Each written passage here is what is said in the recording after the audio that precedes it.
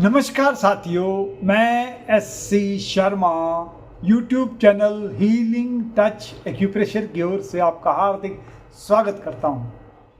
उम्र के जिस दौर से हम गुजर रहे हैं उसे बुढ़ापा कहते हैं।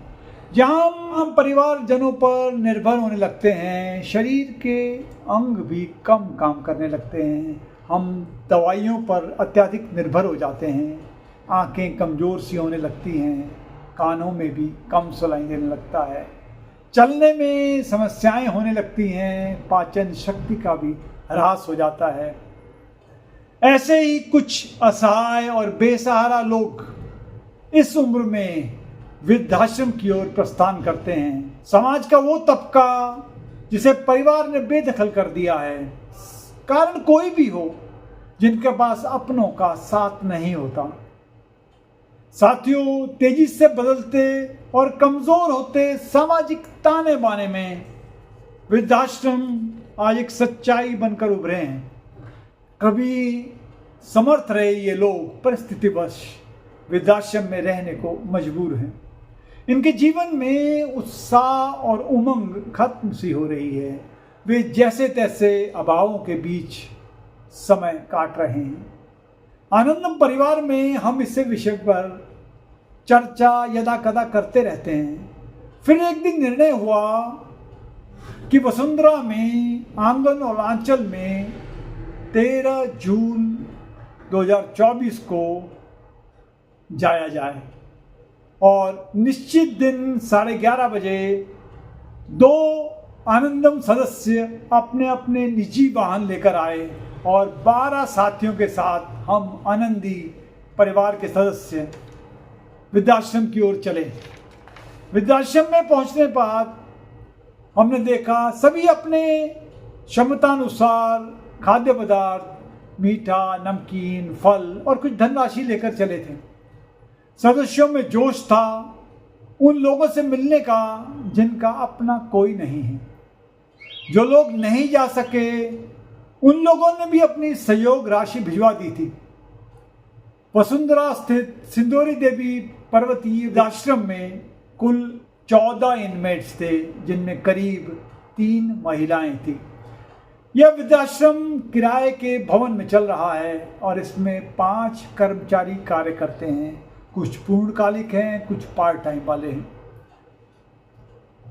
यहाँ सुबह का नाश्ता मिलता है।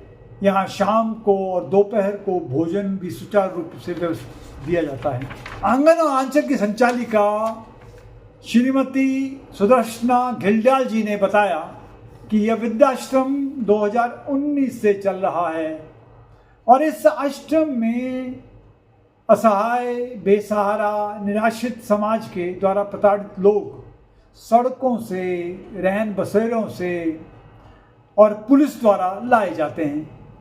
जब हमारा समाज ऐसे दुखी और दर्द से कराहते लोगों की ओर आंख मूंद देता है तो यही वृद्धाश्रम उन्हें प्यार देते हैं, दुलार देते हैं और आश्रय देते हैं।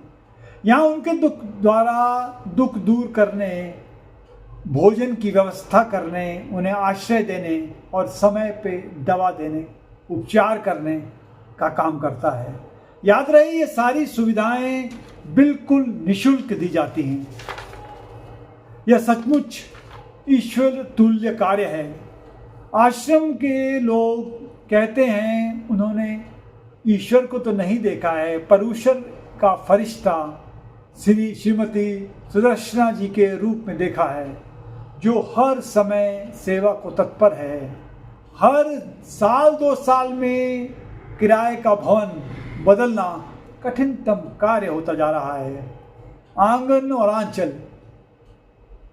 अब संघर्ष कर रहे हैं अपना एक छोटा सा आशियाना बनाने को, जहां से कम कोई हटाएगा तो नहीं। आंगन और आंचल मातृ संस्था है जिसके अंतर्गत निम्न कार्य किए जाते हैं। पहला, सिंदूरी देवी पर्वतीय विद्यालय। यहाँ आवास और भोजन की व्यवस्था की जाती है। जहाँ स्वास्थ्य परीक्षण होता है, उपचार किया जाता है और औषधियाँ की व्यवस्था भी की जाती है। उनके कपड़े प्रदान करना, उनके बिस्तर लगाना की व्यवस्था करना और सभी इनमेट्स को पारिवारिक वातावरण देना, ये इस विद्यालय का कार्य है। इसके अलावा गरीब बच्चों को निःशुल्क या बहुत कम शुल्क में क्वालिटी एजुकेशन देने का प्रयास, और ये स्कूल में करीब 450 बच्चे पढ़ रहे हैं जो गरीब लोग, ठेले वाले, बर्तन मांजने वाली और मजदूरों के बच्चे हैं। तीसरा है डे केयर सेंटर। यहाँ करीब 15 बच्चे पढ़ते हैं जो आसपास के गरीब लोगों के बच्चे हैं, मजदूरों के हैं, झुग्गी झोपड़ी के बच्चे हैं। ये बच्चे बहुत छोटे हैं और ये इन्हें प्राथमिक शिक्षा दी जाती है जो कि बिल्कुल निःशुल्क है, और इसके साथ साथ उन्हें आहार दिया जाता है, शिक्षा सामग्री दी जाती है, पुस्तकें हैं, भोजन दिया जाता है, नाश्ता दिया जाता है। यानी सुबह से शाम तक ये बच्चे, छोटे बच्चे इस आश्रम में ही रहते और शाम को उनके अभिभावक उन्हें अपने साथ ले जाते हैं। इस पूरे वृद्धाश्रम में का खर्च करीब 1.5 लाख रुपए महीना है, जो पूर्णकालिक दानदाताओं द्वारा ही दिया जाता है। यहाँ सरकार की ओर से कोई भी अनुदान नहीं दिया जाता।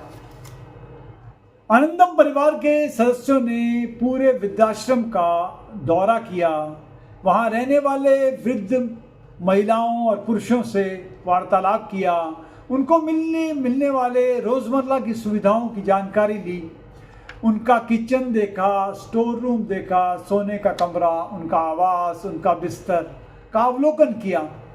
सुदर्शना जी ने संस्थान के बारे में विस्तार से बताया। कुछ भर्ती महिलाओं और पुरुषों को कैसे आश्रम में लाए गए इसके बारे में भी सूचना दी और विस्तार से बताया। आश्रम की आय और व्यय के बारे में भी विवरण दिया गया। आनंदियों ने संस्था को डोनेशन और अर्थदान भी दिया और भविष्य में संस्था के लिए कुछ करने का संकल्प भी लिया। करीब 1 बजे दोपहर को वापस लौट चले। सभी के चेहरे पर संतोष के भाव थे। सभी ने अपनी ओर से जो भी कर सकते थे किया, जो भी दे सकते थे दिया। आज के लिए इतना ही। फिर मिलेंगे एक नई वीडियो के साथ। तब तक के लिए नमस्कार, टेक केयर।